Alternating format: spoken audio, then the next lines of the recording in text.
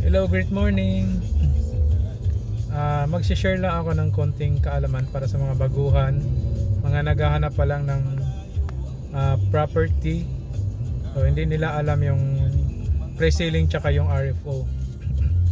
So ano nga ba yung pre-selling? So ang pre-selling po is yun po yung hindi pa na-develop yung lugar.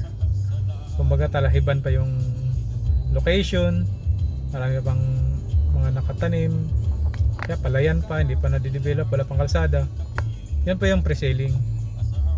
So ang ano nun, estimate nun na turnover or maabot siya ng almost 3 years to 5 years, depende sa developer. So mas mura yon kasi matagal pa siya ma-turnover, matagal pa siyang i-construct. So pag kumuha ka ng pre-selling, mas malaki yung masisave mo. Ang RFO naman, ito po yung develop na yung lugar, nakatayo na yung bahay.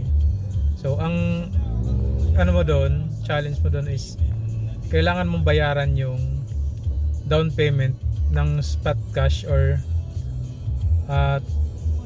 mga 3 months ganon, 3 to 6 months ganon. Babayaran mo yung down payment na medyo mabigat na.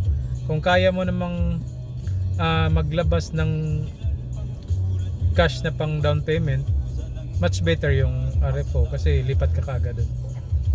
So yun lang po yung pagkakaiba ng pre-selling tsaka RFO. So pag nagmamadali ka, RFO ka. Pero pag hindi na, good for investment lang, doon tayo sa pre-selling. Okay, yun lang. Bye bye.